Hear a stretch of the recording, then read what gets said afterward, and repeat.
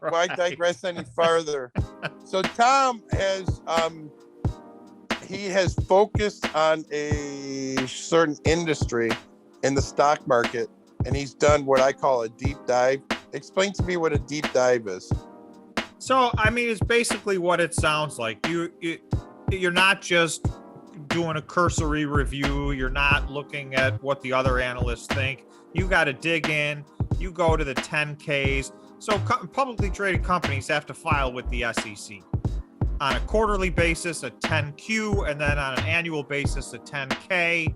And so those are extensive documents. And again, being a former, I'm not a CPA anymore. My license isn't active, but that's what I used to do. So to me, I could sit there and read a 10K.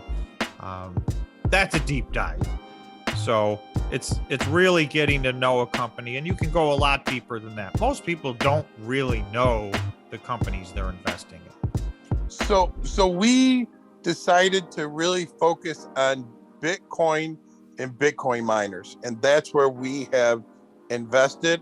And I'll be honest, lost a lot of money currently, but we're also in what's called an emerging market. Explain to us what an emerging market is, Tom. So this is so new that this time last year, most of these companies were not even mining Bitcoin. They either didn't exist at all, or they were doing other. I'll give you one of the leaders in the industry is a company called Marathon Digital. Well, they just changed their name to Marathon Digital. They were Marathon Patent Group, and they were a company that was committed to seeking out opportunities and investing in them. So they had really no mission statement, but it was a publicly traded company on the NASDAQ. And, they got in, they give credit where credit is due. They timed it unbelievably right. They got into the Bitcoin mining mid to late last year, before Bitcoin even started to run up.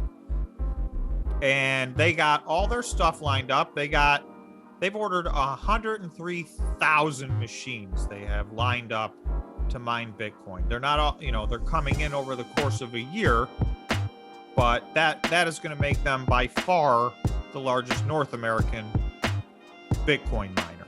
So, and there's a company that literally 12 months ago, their revenue from Bitcoin was measured in the thousands of dollars. and now how many Bitcoins do they have, and how many approximately are they mining per quarter? And this number is going to change dramatically because, like I said, I think they have 16 or 18,000 of their machines up and running and mining Bitcoins. Altogether, they're going to have 103,000 machines by March of 2022. So by that point, they're going to be mining somewhere between 50 to 60 Bitcoin a day. So, and explain to me why the price of Bitcoin doesn't really matter to these stocks. To an extent, the price of Bitcoin, obviously the more the better, right? If Bitcoin goes to 100,000 or 200,000, they're going to make money that is shocking. But even if it stays there, these people have worked on their cost. The technology advancements in Bitcoin mining in the last 8 to 10 months are out of this world. So the main cost to mine Bitcoin is you got to buy the machine, and then really the only other cost for the most part is the energy that it takes for the machine to run. So they've got this down to, their cost of mining a Bitcoin is down. Some of them are under $5,000, $4,000. So if you were to say, Bitcoin right now, as we're having this conversation, has had a pretty giant pullback to $37,000.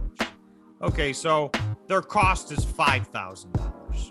That's $32,000 of gross profit. That makes them one of the highest gross profit industries in the world. Right now, if Bitcoin were to double or triple or quadruple, our buddy Kathy Woods that we were just talking about says Bitcoin's going to 500,000. So when Bitcoin's at 500,000, their cost to mine a Bitcoin is still going to be $5,000. And just so you know, this is what I want people to understand too, that are looking at stocks and looking at purchases.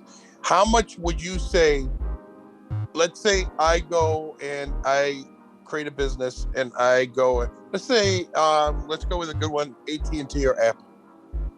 They go in $1. How much money of that $1 do they actually make? How much? You see what I'm saying? How much is profit? Every time they collect a dollar, how much of it is profit? You know, some of these companies end up with a bottom line profit of 10 or 15 or 20%. The tech companies do better than most. And that's net income. So their gross margins could be 20 or 30. The really great companies, and again, tech companies are similar. They don't have a lot of cost to what they do. They got research and development. They create something and their costs are low. But even they're lucky to get, you know, if you got a 40% gross profit margin and a 15 or 20% net income, that's a spectacular grand slam home run. Let's put it this way. Grocery stores shoot for between 1 to 3%. So that would be anywhere from 1 to 3 cents out of that dollar ends up being profit at a grocery store. So my question would be, on a dollar that comes in for mining Bitcoin, it doesn't even compute. It's so much higher. It's so crazy. And depending on the price of Bitcoin, 98 cents. There'll be a time where it potentially is 98 cents of that dollar is profit. That's right.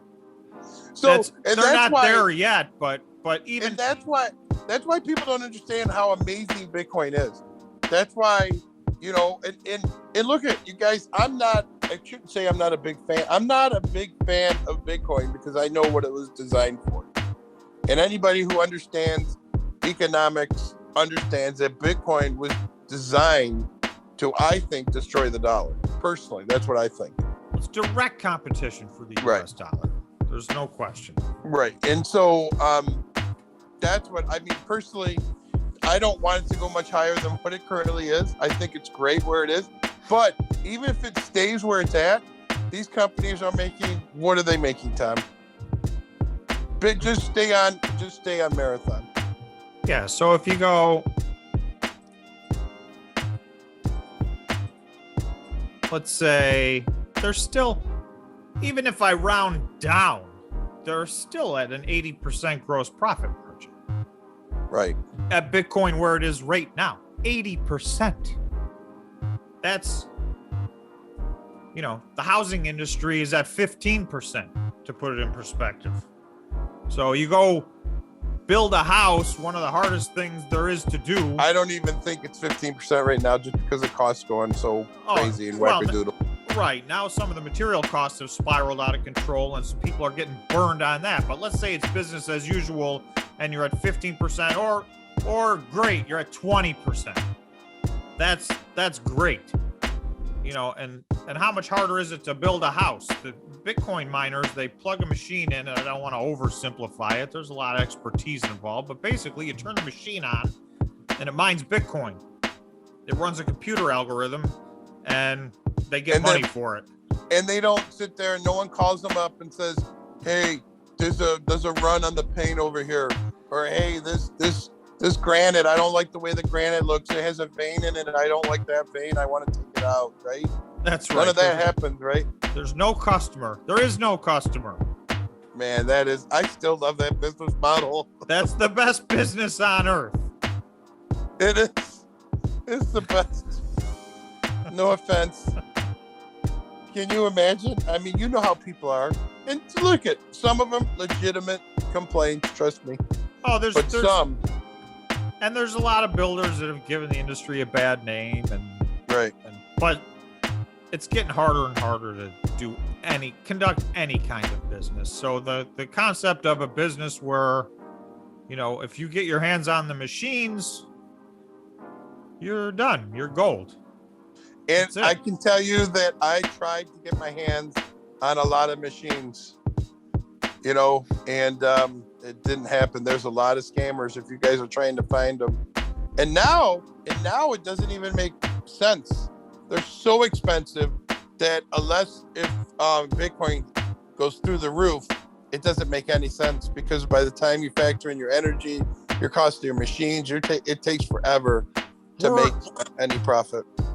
We tried to buy machines point of sale, so retail, essentially. We were looking for any machines we could at retail, and when we started looking, the numbers worked. These machines were $2,000 or $3,000 or $4,000, and those numbers worked great. But there's a worldwide shortage on these machines that's mind-boggling. So they've spiraled. They're 5 times that or 10 times that now. So, unless you're a big company, when Marathon orders 100,000 machines, they didn't pay 20 grand a machine. They paid 3 grand a machine. Right. They're not going to pay 3 grand. So they locked those 100,000 in at that. The next 50,000 they got to go get, they're probably gonna have to pay 7 or 8 or 9 or 10,000. They still won't have to pay what we would have to pay as a, even if you go buy 100 of these, you're considered just a retail, a retail purchaser, and you're not even getting a bulk discount because they can't make these fast enough. Right. They're not going to deal with the little guy when they can deal with the big guy, and then they don't have any customers. Even these big companies are spending monumental amount of time, effort, and energy refurbishing some of their old machines to try to upgrade them because they just can't get new machines. Right. So to some extent, some of the winners, it's kind of like the winners in the short term, the winners have already been identified as the guys that went out and got these machines under contract, and they've already got them, or they're consistently getting their shipments. They're so far ahead of everybody else, because that's the argument. Well, anybody could just go mine Bitcoin. Okay, good. Go ahead. Good luck. Go do it. And I did. And just, we've got in some, and we're going to talk about one specifically here in a second. What is it? Hut 8? Hut 8 had some big news this week. And this is what I've been waiting for, because I've never been part of an IPO. This is an uplisting, so it's a little different than an IPO, but it has a dramatic effect. So wait a second, can we call it an IPO too? It's sure, if you want to. Yeah. To the poop, we're not financial advisors, so we can call it whatever we want. This is going to be an IPO 2. The first one got flushed away, so now it's a 2. So that means we're coming off of like a pink sheet company, kind of, correct? So this is a Canadian company. Their primary stock is traded on the Canadian exchange, I think the Toronto exchange. So in the United States, they have what's called over-the-counter stocks that you can trade. They are not listed on any market in the United States, but you can trade them during regular trading hours, what's called over-the-counter. So they're not really, it's totally different. They don't have to follow any of the same SEC requirements or filing requirements, and they're treated totally differently. So you have access to them, but the amount that they're traded is very limited when they're an over-the-counter stock. So, and now this company is going to do this. They're going to be on the New York Stock Exchange or the NASDAQ? That's right. They are uplisting. So it's called uplisting. They'll stay on the Canadian exchange. But in addition to that, they've qualified, they've jumped through all the hoops, done what they had to do.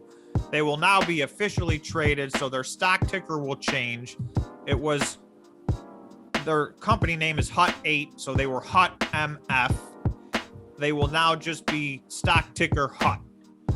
And they will be a real stock traded on the stock exchange. So all that comes with that, they have to do all the filings that come with that, but they get the liquidity that comes with that because you've now got access to the entire U.S. market, which is so many multiples bigger than the Canadian market that it provides a massive amount of liquidity. You can buy before hours and after hours. You can create options, and the ability to do all those things creates it's a massive catalyst for a company. So their value. I have a question. Wait, didn't they just issue more stock? So that's a whole separate story. So on Thursday, they had a giant announcement that several months ago they applied to get uplisted on the NASDAQ. It's a process. These guys actually cranked. They got through it fast. So Thursday they announced they've been approved. They're gonna uplist to the NASDAQ.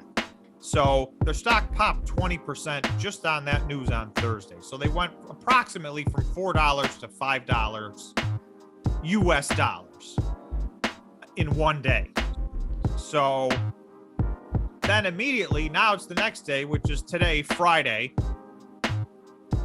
they announced that they just issued 20 million shares of stock at $5 Canadian dollars, which is approximately $4 US dollars. And so they're raised 100 million Canadian dollars, but they issued 20 million shares to do it. So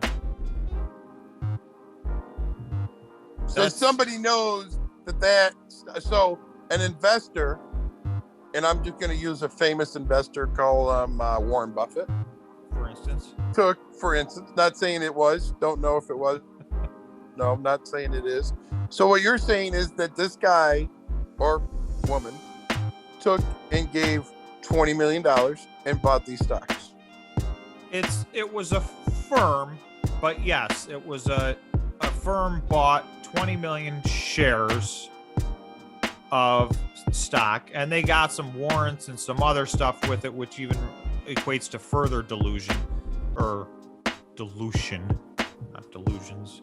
So they diluted their stock about 20%, which is significant. And so on Tuesday, I have a question. Can I sue them? No. I mean, yeah, I guess anybody can sue anybody. You won't win.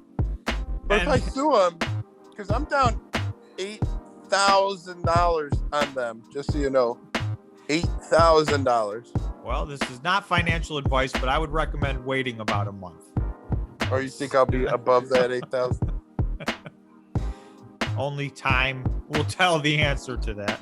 But they're so here's the other thing. So okay, so they diluted themselves by 20%, but they got $100 million for that. So what does that get them? That gets them that increases their production capability about 50%. Did they spend that on machines? Oh, did they announce they're going to buy more machines or no? No, but that's what they're going to do with it. Because, oh, by the way, they have 3,271 Bitcoin that they're holding on to. So they could have just sold their Bitcoin and bought all the machines, but they don't want to sell their Bitcoin because they know what it's going to be worth a year from now. So 3,271 times 36,000? 37,000 right at the moment. Well, that's just so you guys know, that's at 36,000, it's $117 million. Right. So they didn't need to raise any money. They have the money. But what they're saying is we're not selling one Bitcoin. We're keeping them all because we think they're going to double or triple or quadruple or whatever they think. So let's talk just specifically about HUD now, since we can call it HUD. Okay, give me their matrix, their PE, and tell me. And do they ever do some how much cash you have in the bank based on stock? Do they do stuff like that or no? You can find out now because this is a Canadian company. There's a little less information now that they're uplisting. Next quarter, they're going to have to do a full 10Q. And we'll get a lot more information, but they disclose their information as they go. So they have some cash. They keep all the Bitcoin that they mine. They mined over 1,000 Bitcoin. And they're going to mine significantly more than that, because before they got this $100 million, they already ordered a lot of new machines. I think 5,000 and something new Bitcoin mining machines. And they ordered a bunch of other machines with the NVIDIA card in them that can mine anything. So they're going to mine Ethereum and some other things. And they made a deal with another company that they're going to diversify what they mine, but they're going to get paid in Bitcoin. So even if they mine $1 million of Ethereum, they're going to get paid in Bitcoin, because they feel strongly that Bitcoin is what they want to buy and hold. And so they're diversifying their mining. They're increasing just those machines that they bought are going to mine over the equivalent of over 1,000 Bitcoin in 1 year. That's just the new machines they don't even have yet. So since you can't give financial advice, you can give George advice since you're an employee. Can you tell me what you think that advice would be for HUD? Is it currently $4.07? Just tell me a rough idea. It better get to 8, or I'm coming over your house. Because I'm basically in at 8. I might have to go buy more to bring it down. You are not in at 8. You might feel like you're in at 8, but you're in at about $5, and it's down. No, I'm in at 8. I'm looking at it right now. Or maybe I got other ones. Do I got other ones? Yeah, you're not in HUT 8 at $8. You're in HUT 8 at $5. It says cost $8. That's serious. April 5th was the last day they were $8. By April 20th, they were $5, and they've been less than that ever since. Well, somebody has to buy at the high, and I'm that guy. Well, if you're in at 8, then I guess you're gonna have to wait for a double. Yeah. And just so you guys know, I'm not too nervous. Yeah, a double. Let's put it this way: their market cap's $436 million right now. So, where would the stock have to go to compare to like Marathon? So that's a good question, because they've mined a similar amount. They've actually mined more than Marathon in the last year. Yes.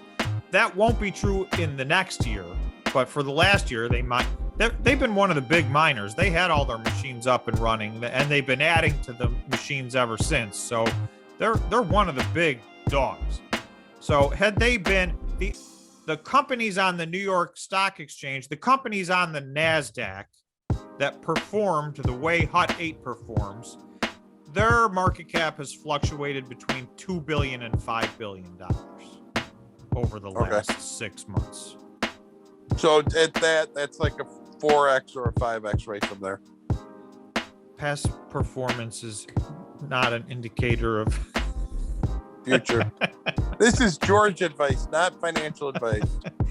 I'm just doing numbers. This is math. Right. If it does this, then that'll happen. If it's, I don't know what it's going to do. But if it acts like the other companies that are on the NASDAQ, then that's what they're doing.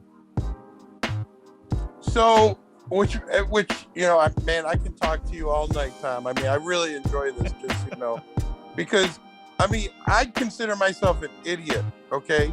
And that's why I listen to people like you that direct me, even though I lost half of my money on HUD. Yeah. And I didn't go. Keep taking my advice. Keep taking your advice. Yeah. But so there's 2 more questions I want to ask you. The first question is this: if there is a correction in the market, in the stock market, in the NASDAQ, and we see a 10% correction, how do you think, and I know it's crystal ball, no one knows, how do you think the Bitcoin mining industry will do overall? I think for the most part, that's a hard one, ain't it? I think, there's been a weird correlation lately as Bitcoin and the market have been mirroring each other to some extent. That's got to break sooner or later, because they're actually they should be almost opposites. And I don't even want to, everybody's got their theory as to why and when that's going to break, but the Bitcoin mining companies, so whether Bitcoin mining companies are much more tethered to the price of Bitcoin than they are to whatever the stock market is doing. So a lot of the worst, most red days in the stock market, if it happened to be a good day for Bitcoin, the miners were up. So, and vice versa. There were days that everything was green. Now, I have over 100 stocks on my watch list. There were days that every single one of them was green, except the Bitcoin miners, because Bitcoin was having a bad day. So that brings me up to my second question. And again, everybody talks about the suits and the hedge funds. Do you think, again, hypothetically speaking, knowing how much money these hedge funds actually have, do you think that people can manipulate that stock price to artificially keep it low? If it was me talking, I would say that the prices of all the Bitcoin miners are artificially low right now. So you can decide who did it, why they did it, but their numbers assume, as far as I can tell, their numbers assume that Bitcoin is going to crash worse than anything anybody's talking about. Because I think people are going to be stunned when the first quarter 2022 statements come out. I think people are going to be absolutely stunned at how much money these companies made. So there's a chance some of these companies are going to make more money this year than their market cap is. Say that one more time, please. So there's a chance, depending on the price of Bitcoin, that some of the mining companies are going to make more profit this year than the entire market cap of their company, which means their PE ratio is going to be less than 1. So what you're saying is that's something Tesla's going to do? No, Tesla's PE ratio is 600. These people's PE ratio is going to be less than 1. Oh, okay. So it's something Apple's going to do. I've never seen a company in the history of the stock market with a PE less than 1. A company that makes a healthy company with a great balance sheet that makes money. I've never seen one that's less than 10. Really? I mean, there are some. This is what I wanted him to say. Did you just hear that? That doesn't even make sense, guys. Are you serious? You've never seen that in the history? I've never seen a healthy, thriving company at five times earnings. That's extremely low. And 10 times earnings is pretty unusual. They're out there depending on the industry, they're out there, but if anything, this is the opposite of that. This is a super high growth industry with super high gross profit margins. So this would tend to skew more towards a really high PE ratio, not the lowest PE ratio I've ever seen in my life. Wow. So then let's ask one more question. Since this is the other question that I get about Bitcoin. Well, there's only so many Bitcoins, and this company's not going to go around forever, and they're going to be out of mining Bitcoins like in a couple years, and there's not going to be any more Bitcoin to mine, or it's going to divide, and it's going to take forever to mine a Bitcoin. I mean, the answer to that is, the first thing is like Marathon, for instance, and there's a lot of variables involved with this, but they're projecting, and it's reasonable. They're projecting they're going to be mining 55 to 60 Bitcoin a day next year. So the next Bitcoin halving, and we won't even get into that, but every 4 years, it gets twice as hard to mine Bitcoin. We're still 3 years away from the next halving. We're still 30 years away from, at some point, all the Bitcoin will be mined, but we're decades and decades away from that. So So that's like saying, I don't want to General Motors should be worth zero because, 30 years from now, there's going to be no gas cars. So why are they worth anything if someday their technology is going to be obsolete? All technology is going to be obsolete someday. So that's not how we price companies. These guys have 20, 30 years left. And then, oh, by the way, at that time, they may have, 200,000 Bitcoin worth $500,000 a piece on their balance sheet. So guess what business they get to conduct at that point? Whatever they want. Do whatever they want. Right. I still want to buy machines, Tom. I still want to get freaking machines so bad. Just 10, just 100. You know what I mean? And I tried. It would be nice. I'll tell you right now, guys. I mean, I can't tell you. Like, I would break down in tears if I told you what I went through, and it was a day by day basis. I mean, it was just like we thought we had them a bunch of times. Yeah. There are so many scammers out there, and I mean, I'm sorry.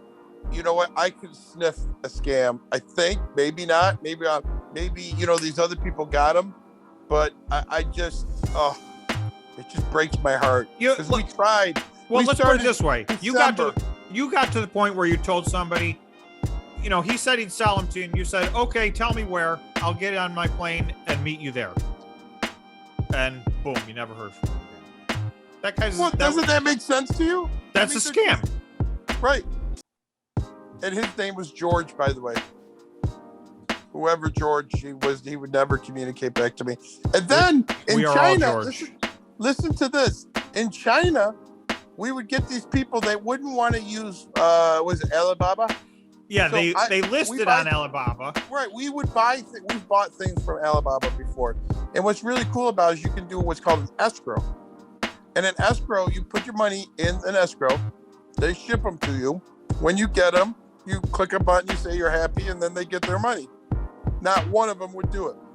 No, they all wanted payment off of the Alibaba platform in some other way. So right. That's just sending money to a stranger. So you might as well throw it in the garbage. Well, we tried. We tried. Yeah, we tried. I'm still trying. I'm not going to give up. Well, I think we talked long enough, Tom. Anything else you want to say? That's all I got for tonight. You know what is crazy, Tom? And this is serious. I just looked at the time. We went over an hour. Oh, wow. Yeah, I mean, it's 10:31 right now. We just get talking, dude, and it really intrigues me because I mean, it doesn't make any sense to me why this industry is so hammered. I know why. It's so hammered because they don't want you making money. We didn't even scratch the surface. That's the crazy thing is you could talk about this forever. We'll do so more. I'd like to help people tear this industry apart a little bit and help them understand what's going on because it's pretty wild. Just the Bitcoin miners, never mind everything else that's going on in the stock market. Well, and here's the other thing though too, and this is what remember we were thinking they were a good deal when they were twice as much money as they are today. Right. Can you imagine what a great deal it is now? We're gonna set up a Discord. I meant to set it up. We're set up a Discord. And then Tom is one of those guys, and I guess we can close with it. Maybe you're like me. I sleep like 6-8 hours a night. Tom, how many hours a night of sleep do you get? Not much. It varies. Some nights it's 0. Yeah, but he gets between 3 and 4 hours a night. So he's one of those definitely. What was it on Rain Man? Definitely 263. Definitely 263. That's Tom for you. Definitely 263. I hope you enjoyed our conversation together. And like and subscribe. Do you do your normal like and subscribe? Oh, yes, please like and subscribe to the channel and hit the notification bell if you would. And do us a favor, leave some comments. It helps the channel. It helps us in the algorithm. And also, we want to hear from you. Tell us if you guys know stuff about this or want to chime in or have an opinion, we like to be interactive. So I respond to every comment on all of our videos. So please leave us a comment. Love to talk to you. Okay, everybody, good night, and we'll talk to you soon. Good night.